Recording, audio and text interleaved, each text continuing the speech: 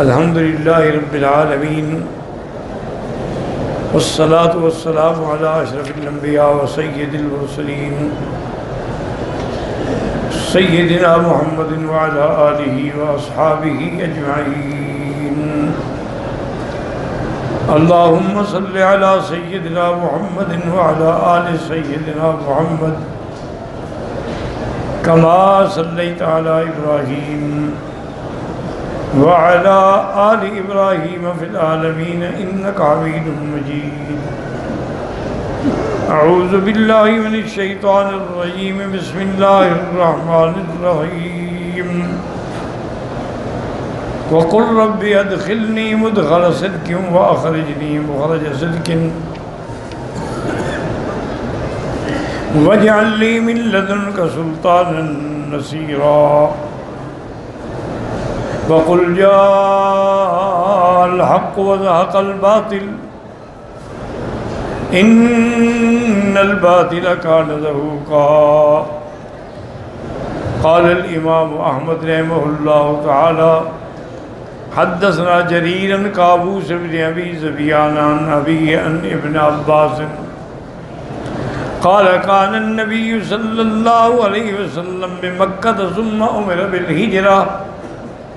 ان آیات مبارکہ میں حضرت ابن عباس رضی اللہ عنہ فرماتی ہیں کہ حضور صلی اللہ علیہ وسلم مکے میں تھے، پھر بعد میں آپ کو حکم ہوا ہجرت کا، یعنی آپ کی ولادت بھی مکہ مکرمہ میں ہے اور 40 سال تک آپ مکے میں رہے. 40 سال کے بعد آپ کو نبوت ملی اور نبوت ملنے کے بعد بھی 13 سال تک آپ مکہ میں رہے.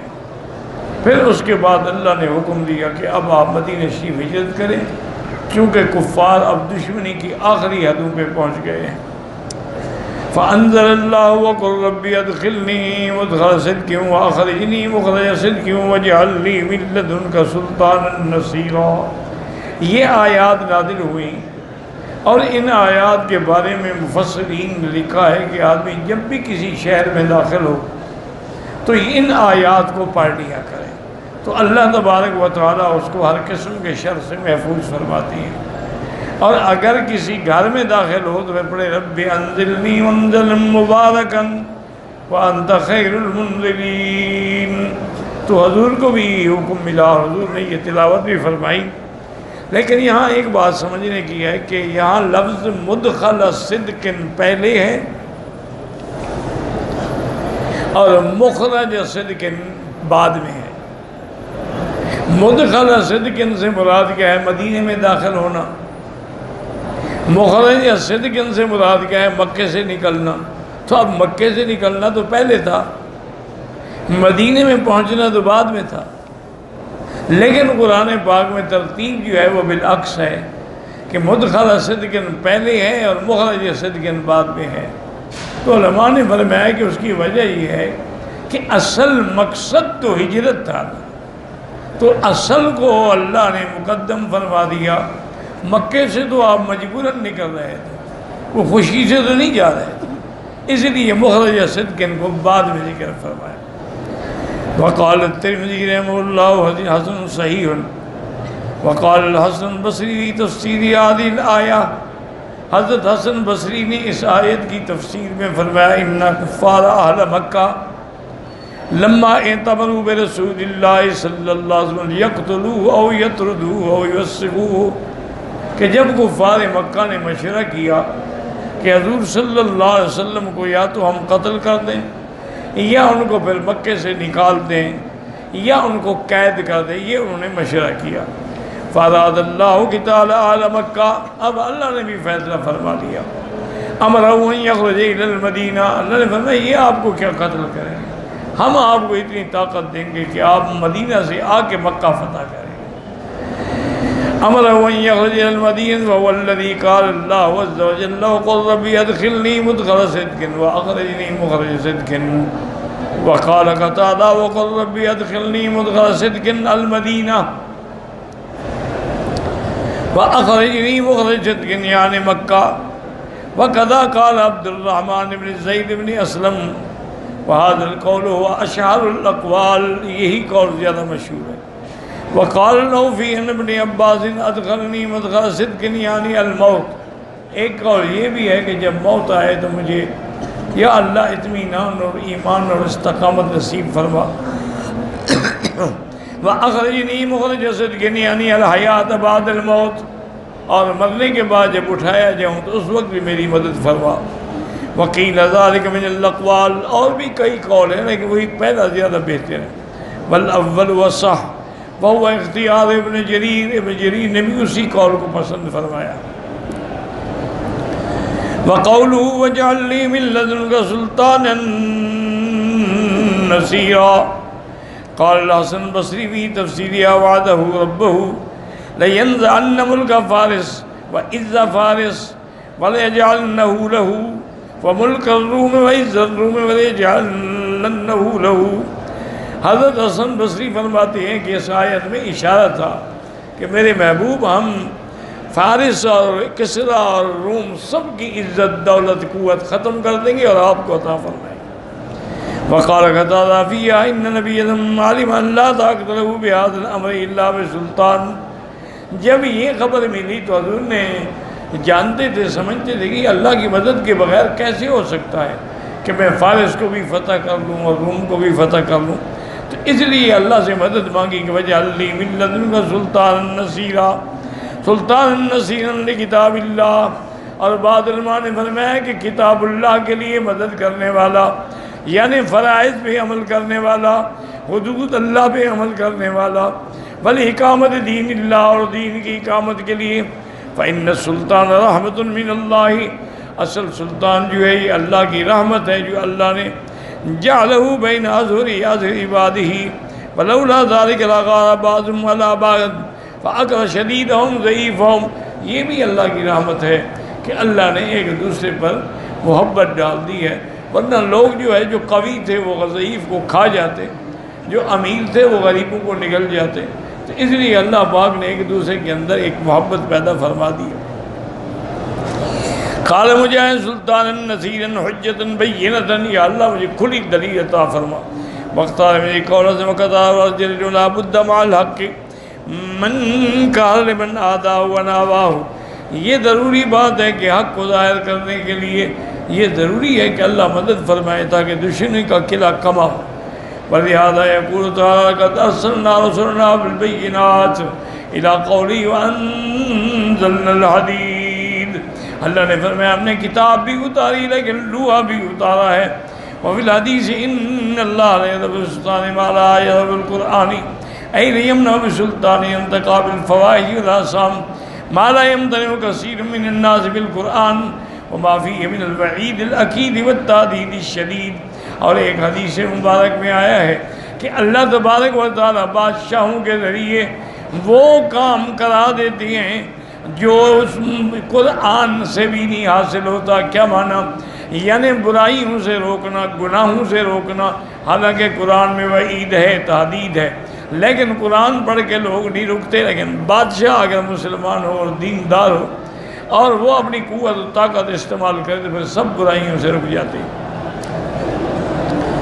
وَقَوْلُهُ تَبَارَكَ وَتَعَالَى وَقُلْ جَاءَ الْحَقُّ وَزَهَقَ الْبَاطِلُ تَهْدِيدًا وَوَعِيدًا لِكُفَّارِ قُرَيْشٍ فَإِنَّهُ قَدْ جَاءَكُم مِّنَ اللَّهِ الْحَقُّ الَّذِي لَا مِرْيَةَ فِيهِ وَلَا كَوْلَ لَهُم بِهِ۔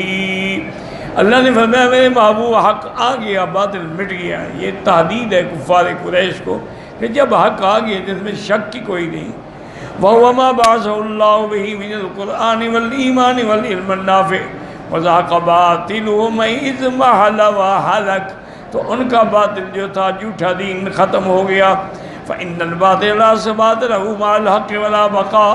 جب حق آتا ہے تو پھر باطل نہیں بچ سکتا۔ بل نقذف بالحق علی الباطل فیدمغه فاذا هو زاهق، بلکہ اللہ حق کو باطل پہ مارتے ہیں تو باطل ختم ہو جاتا ہے، مٹ جاتا ہے۔ وقال البخاری رحمہ اللہ حدثنا حمیدی قال حدثنا سفیان بن ابی نجیح عن مجاہد بن ابی معمر عن عبد اللہ بن مسعود رضی اللہ عنہ قال دخل النبی مکہ وحول البیت 60 و 700 نصب۔ حضور جب مکے میں داخل ہوئے کعبے کے اندر اور کعبے کے ارد گرد 360 بت تھے۔ فجعل يطعنها بعود في يده، حضور کے ہاتھ میں لکڑی تھی تو آپ لکڑی سے مارتے بتوں کو، اور یہ بھی پڑھتے جاء الحق وزهق الباطل، حق آ گیا باطل مٹ گیا، ان الباطل كان زهوقا، جاء الحق فما يبدئ الباطل وما يعيد، وقضى رواه البخاري أيضا في غير هذا الموضع ومسلم والترمذي والنسائي كلهم من طرق عن سفيان بن عيينة به، وقضى رواه عبد الرزاق بن أبي نجيح به، وقال الحافظ أبو يعلى حدثنا زهير قال حدثنا الشباب قال حدثنا المغيرة حدثنا أبو الزبير بن جابر رضي الله عنه قال دخلنا مع رسول الله صلى الله عليه وسلم مكة وحول البيت 360 سنة طوبى من دون اللہ، ہم حضور کے ساتھ جب مکہ میں داخل ہوئے تو وہاں 360 بت رکھے تھے جن کی عبادت کی جاتی تھی، فامر بها رسول اللہ مقبت راوج، حضور فرمائے سب کو توڑ پھوڑ کے ختم کر دو، اور یہ بھی پڑھ رہے تھے جاء الحق وذاق الباطل ان الباطل كان زهوقا، وننزل من القرآن ما هو شفاء ورحمة للمؤمنين ولا يزيد الظالمين إلا خسارا، يقول تعالى مخبرا كتابه الذي أنزله على رسوله محمد صلى الله عليه وسلم والقرآن الذي لا يأتيه الباطل من بين يديه ولا من خلفه تنزيل من حكيم حميد۔ اب اللہ خبر دیتی ہیں کہ اس کتاب کے بارے میں جو اللہ نے اپنے رسول اپنے پیغمبر حضرت محمد مصطفیٰ پہ اتاری ہے، وہ کون سی کتاب ہے؟ وہ قرآن ہے، جس کے اندر کسی طرح سے آگے سے پیچھے سے ظاہر خفیہ کبھی باطل داخل نہیں ہو سکتا، کیونکہ تنزیل من حکیم حمید، یہ اس رب نے اتاری ہے جو حکمت والے ہیں، جو تمام حمد کے لائق ہیں۔ انہو شفاء ورحمۃ للمؤمنین، اللہ کا قرآن جو ہے شفا ہے، مومنوں کے لیے رحمت ہے۔ کیا معنی؟ ایذھب ما فی القلوب من امراض من شک ونفاق وشرک وزیغ ومیل، فالقرآن یشفی من ذلک کلہ، قرآن شفا ہے جو دلوں کے اندر بیماریاں ہیں، شک ہے، نفاق ہے، شرک ہے، باطل کی طرف میدان ہے، اللہ قرآن کے ذریعے سب باطل کو ختم فرما دے، شفا عطا فرما دے۔ وَهُوَ أَيْضًا رَحْمَةٌ يَحْصُلُ فِيهَا الْإِيمَانُ وَالْحِكْمَةُ وَالْخَيْرُ وَالرَّغْبَةُ فِيهِ، اور قرآن شفا کے ساتھ رحمت بھی ہے۔ رحمت کا معنی یہ ہے کہ اللہ تبارک و تعالیٰ اس کے ذریعے ایمان، حکمت، بھلائی، اس کی رغبت عطا فرماتی ہیں۔ وَلَيْسَ هَذَا إِلَّا لِمَنْ آمَنَ بِهِ وَصَدَّقَهُ وَاتَّبَعَهُ، لیکن یہ اس کو ملتا ہے جو ایمان بھی لائے، تصدیق بھی کرے، قرآن کی اتباع بھی کرے۔ فَإِنَّهُ يَكُونُ شِفَاءً فِي حَقِّهِ وَرَحْمَةً، تو قرآن اس کے حق میں شفا بھی ہے اور رحمت بھی ہے۔ وَأَمَّا الْكَافِرُ الظالم نفسه بذلك، جو کافر ہیں ان کے لیے تو قرآن اور ہلاکت کا باعث ہے۔ فلا يزيد سماع القرآن الا بعدا وكفرا ولا آفة من الكافر الا من القرآن، جب قرآن پڑھا جاتا ہے تو کافر بھاگتے ہیں۔ قل هو للذين آمنوا هدى وشفاء، میرا مدنی آپ فرما دیں ایمان والوں کے لیے ہدایت بھی ہے، شفا بھی ہے۔ والذین لا یؤمنون فی آذانہم وقر، اور جو ایمان نہیں لے آتے ان کے کانوں کے اندر بوجھ ہے۔ وَهُوَ عَلَيْهِمْ عَمَى أُولَٰئِكَ يُنَادَوْنَ مِن مَّكَانٍ بَعِيدٍ، گویا کہ دور سے ان کو پکارا جاتا، سنتے ہی نہیں۔ وَقَالَ تَعَالَىٰ إِذَا مَا أُنزِلَ سُورَةٌ مِّنْهُم يَقُولُ أَيُّكُمْ زَادَتْهُ هَٰذِهِ إِيمَانًا، جب قرآن کی آیت گزرتی ہے تو پوچھتے ہیں بھئی کس کا ایمان بڑھ گیا؟ أَمَّا الَّذِينَ آمَنُوا وَزَادَتْهُمْ إِيمَانُهُمْ يَسْتَبْشِرُونَ، جو مومن ہیں ان کو قرآن سن کے عمل کر کے ان کا ایمان بڑھتا ہے، اس سے ان کو خوشی حاصل ہوتی ہے۔ وَأَمَّا الَّذِينَ فِي قُلُوبِهِم مَرَضٌ فَزَادَتْهُمْ رِجْسًا إِلَىٰ رِجْسِهِمْ وَمَاتُوا وَهُمْ كَافِرُونَ، وَالْآيَةُ فِي ذَٰلِكَ كَثِيرَةٌ، قال تعالیٰ فی قوله وَنُنَزِّلُ مِنَ الْقُرْآنِ مَا هُوَ شِفَاءٌ وَرَحْمَةٌ لِّلْمُؤْمِنِينَ إِذَا سَمِعَ الْمُؤْمِنُ انتفع بِهِ وَحَفِظَهُ وَانتفع بِهِ، قرآن جب مومن سنتے ہیں، یاد بھی رکھتے ہیں، فائدہ بھی اٹھاتے ہیں، نفع بھی اٹھاتے ہیں۔ وَلَا يَزِيدُ الظَّالِمِينَ إِلَّا خَسَارًا، اور کافر جو ہیں نہ وہ اس سے نفع اٹھاتے ہیں نہ یاد رکھتے ہیں۔ فَإِنَّ اللَّهَ جَعَلَ هَٰذَا الْقُرْآنَ شِفَاءً وَرَحْمَةً لِّلْمُؤْمِنِينَ، اللہ نے اس قرآن کو شفا اور رحمت بنایا ہے لیکن مومنین کے لیے۔ تو اسی سے بعض علماء جو ہیں وہ اعمال قرآنی بتلاتے ہیں، وہ کہتے ہیں قرآن جب اندر کی بیماریوں کی شفا ہے تو جسمانی بیماری تو کچھ بھی نہیں ہوگا۔ اصل بیماری تو وہی ہے جو شرک ہے، نفاق ہے، شک ہے، ریب ہے۔ جب ان کے لیے بھی یہ شفا ہے تو جسمانی بیماری تو اس کے سامنے کچھ بھی نہیں۔ واللہ اعلم۔